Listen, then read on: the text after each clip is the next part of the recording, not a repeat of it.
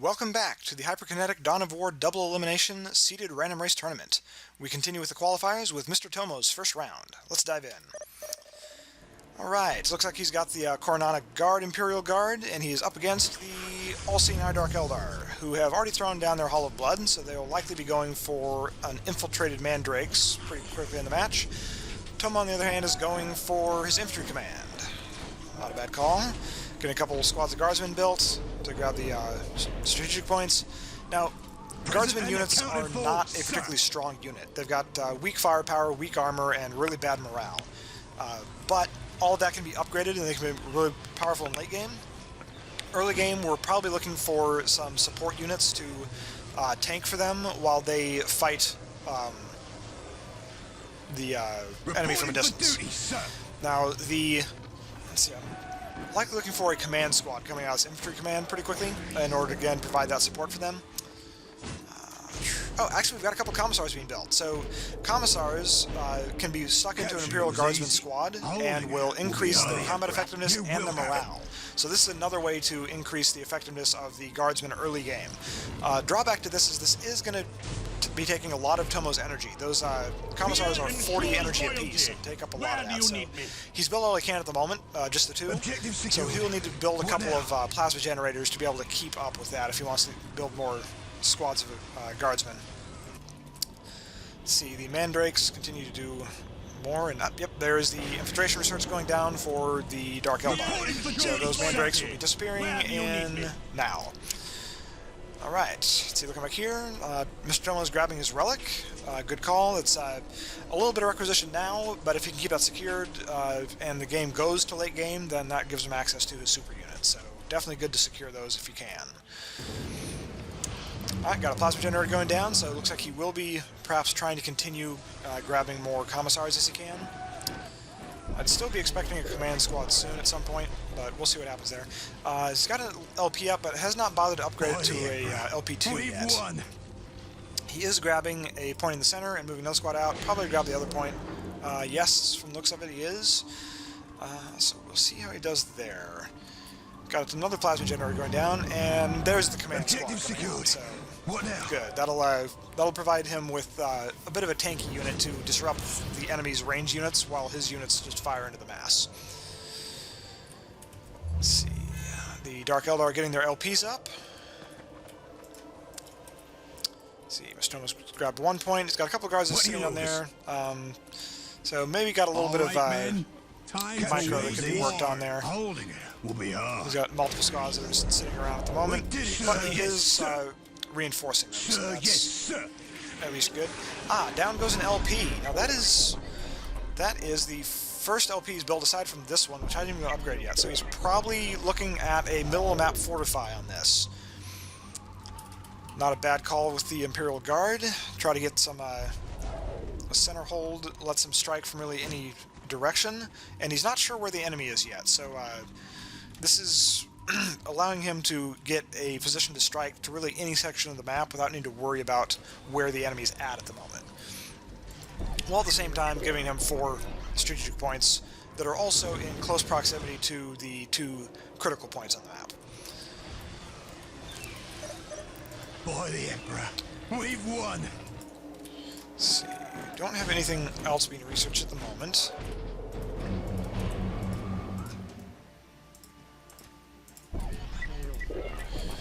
He's gotten the other 2 points. This one's still being grabbed. Now he does have those commissars stuck in now, as you can see from the got the sword there and one up here as well. So those are pretty good squads now. And he's got a priest added into his command squad. So priests are very strong in close combat. So that will actually really help this command squad deal some significant damage to any squads that they get into. Holding it will be hard. We'll see if he builds any more of these. Yep, he's building another listening post on that one because he's still not sure where the enemy is. So he wants to be able to fight back regardless of which direction they come from. Looks like he is moving out, perhaps to... Oh, looks like the Mandrakes are grabbing that critical point. So his guardsmen are moving up here. At this point, if he knows the race as well, he knows who's up against at this point. But so he immediately starts taking that point back, and those Mandrakes are not going to engage because they're not going to be able to cause much damage. At least if Tomo gets his scanner over there, if he realized that there's cloaked units, which he really could have done if he'd realized they were there. So he might have entirely missed them, actually. We'll see. Reporting for duty, So the LCNI has a warrior squad out.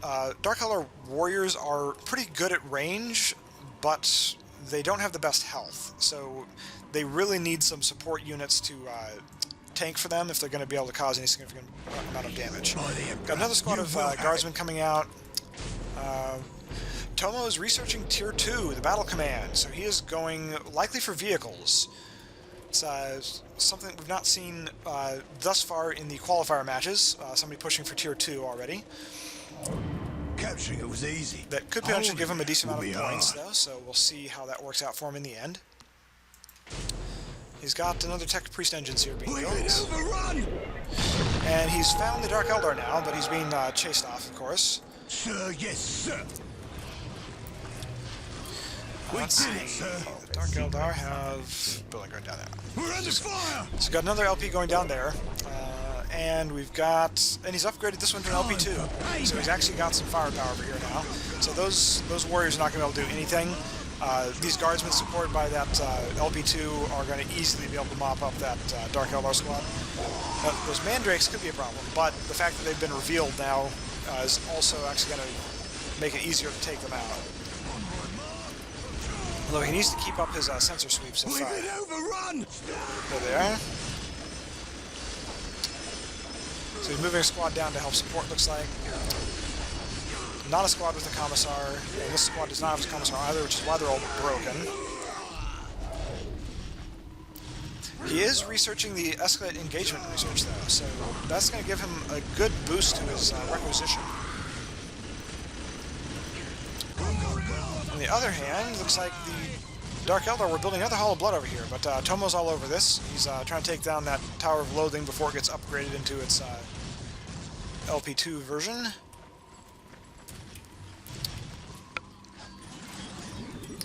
We've got a plasma generator to go down the middle. It's strange the first building would be a plasma generator, but we'll see what else happens here. Let's see. No other research is going on back here at the moment.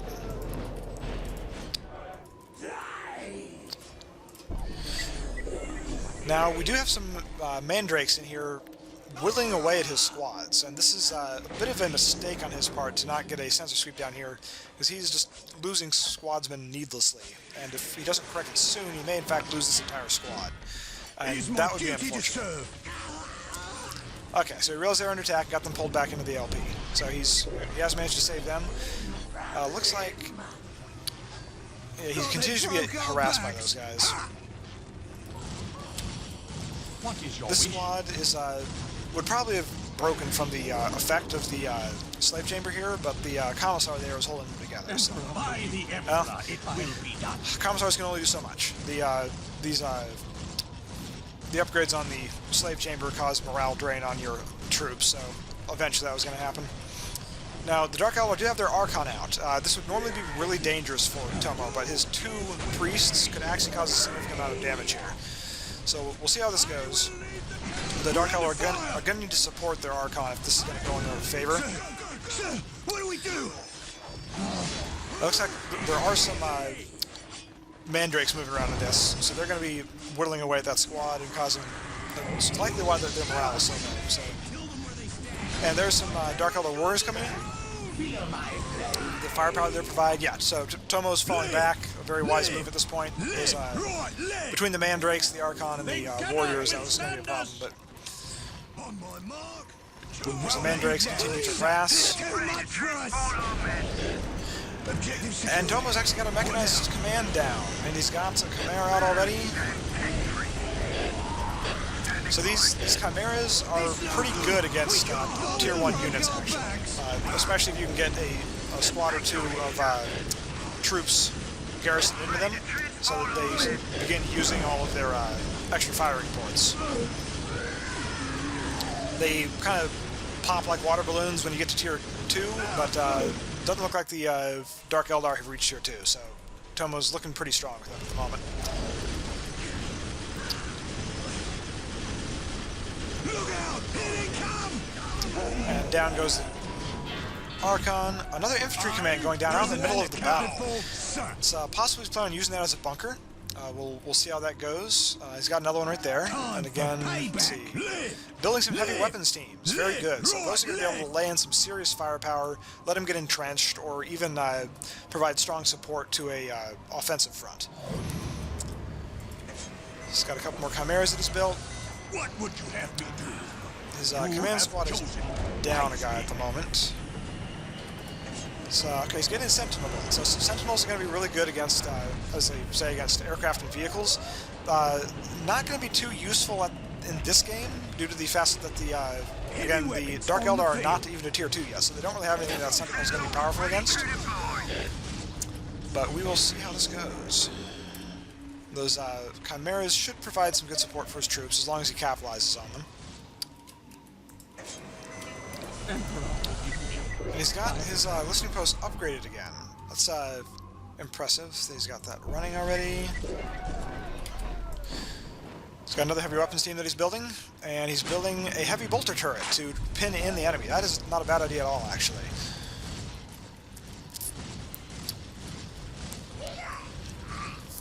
He's taking a very aggressive stance, especially with his buildings. This could work against him if they actually come in with some stuff to take out buildings, but honestly, he's got a strong enough force that it's unlikely that they're going to be able to push back, again, especially given the intelligence of the standard AI.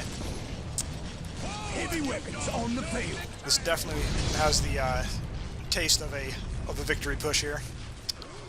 We'll see if he goes cautious and holds back, or if he tries to bring more in. Looks like he's continuing to grab, or attempting to grab points. Looks like he abandoned that relic before he finished it.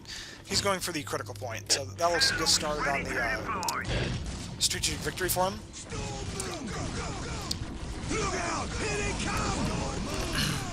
So he's getting a heavy weapon team set up, and they're going to be able to lay in some very strong firepower against those mandrakes. Focusing on the Archon at the moment. Probably a good call, but the number of mandrakes with the Dark Eldar warriors, this is going to be a problem for them. Okay, and he's brought over one of his chimeras and a sentinel to help with this. That's a good call on his part. So you got more warriors coming out of the Dark Eldar camp. They really needed this to be an LP2 in order to fight this back, but there's a lot of firepower coming out of those Dark Eldar warriors, though, so he's having to pull back his guardsmen, especially with those mandrakes. He has garrisoned into his chimera, allowing him to continue to be useful without risking to die. This is a very good call on his part. Meanwhile, he's moved in with his other group and is just laying into the other side of the Dark Eldar base. They've lost their Hall of Blood. They're not going to be able to build anything to combat this at this point. They've got another Hall of Blood down here that's going to count as a resource building when this gets taken out. So this match may go on for a little bit longer, but this looks like a definite GG. There's no way that the Dark Eldar will be able to come back from this. So once again, on behalf of the computer, call this a GG. Congratulations to Tomo on his first qualifier match. Looks like a solid showing. Should be good scores. We look forward to seeing how the seed ranks turn out after 12 qualifiers are done. Thanks for watching, and tune in for the next qualifier match later.